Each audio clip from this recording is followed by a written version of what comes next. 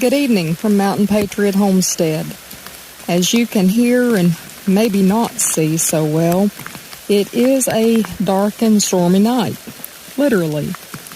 We're getting some much needed rain, but I also thought that with it being such a night and being so close to Halloween, that it might be a good time to take a walk in the woods and share a story with you that my daddy used to tell from my childhood.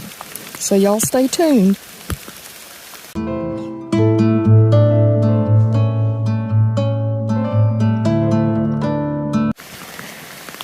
Good evening, friends from Mountain Patriot Homestead. As I said, I was going to share a story that my daddy used to tell us when I was just a young child. But it's not just a story. It's one that has been passed along through several generations, and it was something that happened to one of my great-grandfathers in the Appalachians, where our family has lived for, since back in the early 1700s. I don't know how much any of you know about the Appalachians. Some of you may live there. Beautiful place. I do not live there. I was born there, but I do not live there now. I live in the Ozarks. However, there are many tales that come out of those mountains because those mountains are some of the oldest mountain ranges in the world. And so, of course, they've got a lot of history. And anytime you've got a lot of history, there's a lot of stories to go along with them.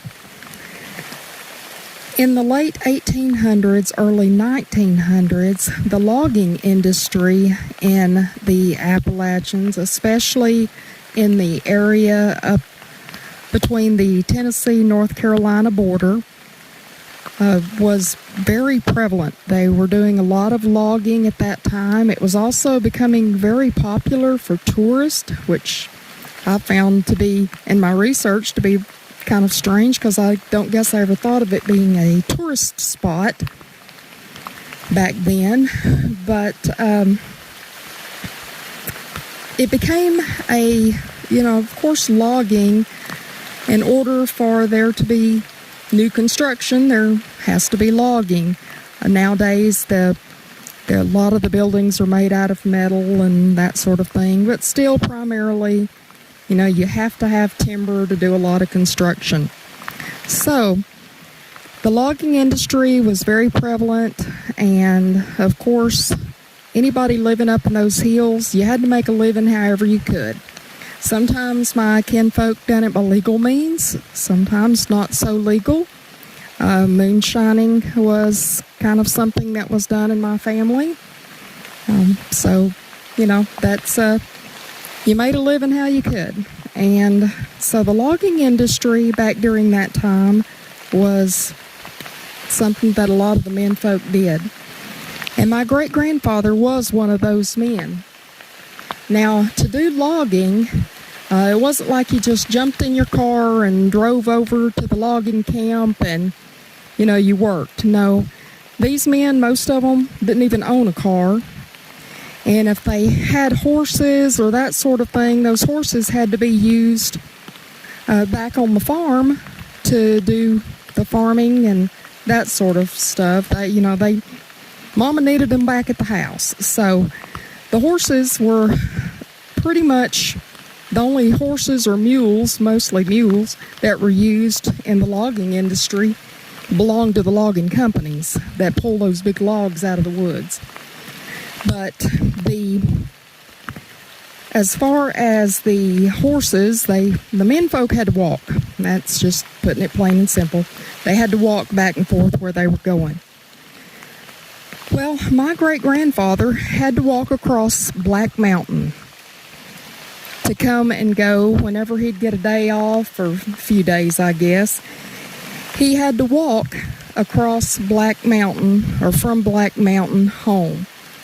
And that trip would take him from the time he got off all night to sometime the next day.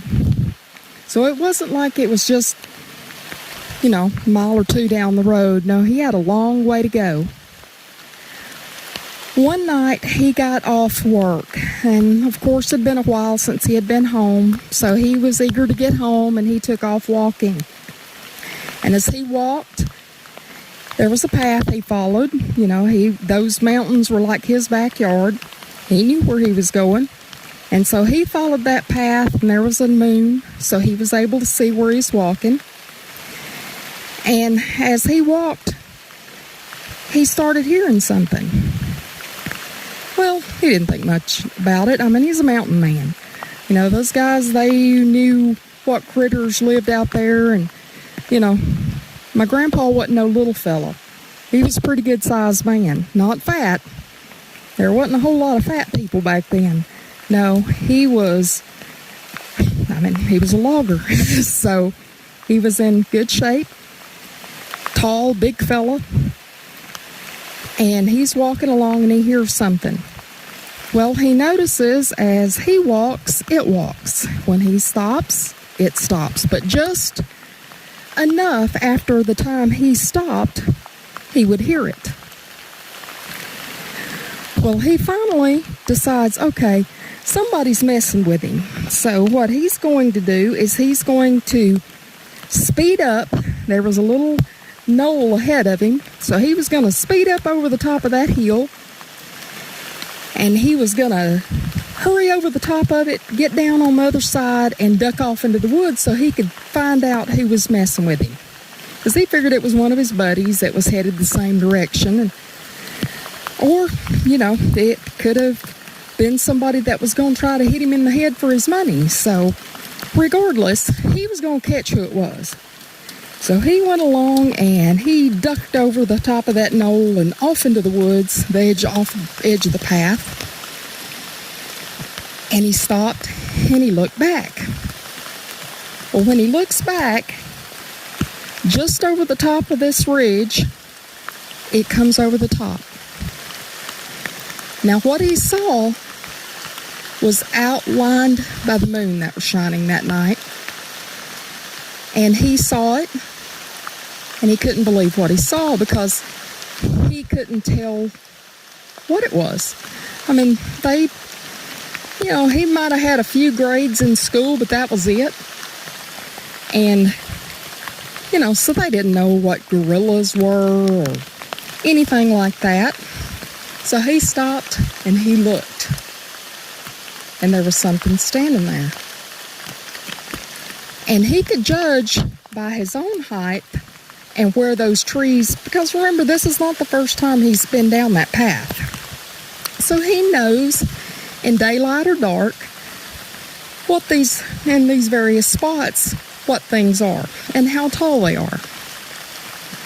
And he could judge by the height of these bushes and trees that were beside this thing that this thing was quite a bit taller and larger than he was. Now my great-grandpa, was over 6 foot. And this thing was at least 2 heads taller than him. That's pretty tall. So, of course, what would your heart do? Mine would probably stop. But he just got as still as he could get. I would do the same thing. He got as still as he could get, and he waited and held his breath and just, prayed, I'm sure, because I'd have been praying. And as he done all of that, he watched that creature, because he didn't know what it was. It was a hairy man, or a booger. And so he just watched, and he watched it come down that path toward where he had ducked off in the woods, and he waited. And I'm sure his heart was leaping from his chest, or maybe just stopped altogether. And he just watched it, and it came, and it stopped even with him where he was hiding. off the side of the road, off the side of that little old path. And while he was standing there, it stood there for a minute. He's sure it knew he was there. And then it took on down the path. And it kept walking on down that path, the same direction my great-grandpa had to go home. So you know that was a long trip home, because my great-grandpa waited until that thing was far enough ahead of him that he felt like he could get on down the path and get on to the house. And I'm sure, whether it was dark, the moon was shining or whatever, I'm sure my great-grandpa didn't let no grass grow under his feet getting onto the house. But whether you believe in these things, whether you believe in wood boogers or Bigfoot or Sasquatch or any of those type of things, whether you believe there's anything out there, all I can say is my daddy has repeated this story that my great-grandpa told him. And my daddy, I've heard him tell that story, I don't know, maybe 100 times over my course of my childhood. I have never heard him deviate from that story. Usually if a story's made up, people deviate from it. He never deviated. So do I believe that story's true? 100%. Do I know what that was out there in those woods that night? No, I don't. But I know that my daddy wasn't making up tales. And I don't think my grandpa was either, because, back then, it didn't make you real popular to be telling booger stories unless you was just messing with people. So anyway, I thought I would share that with you tonight through this little walk in the woods. Share the rain with you. Thank you, Lord, for the rain. But I'm going to make my way onto the house now. It's about coffee time. But I hope you enjoyed this story. If you like it, would like to hear more stories that I was told, and even some I experienced growing up, you let me know. Like and subscribe if you like my channel, if you like these videos. That lets me know whether you want me to continue. And comment down below. And just, everybody stay safe. Know that I love you. And good evening. Mountain Patriot Homestead, signing out.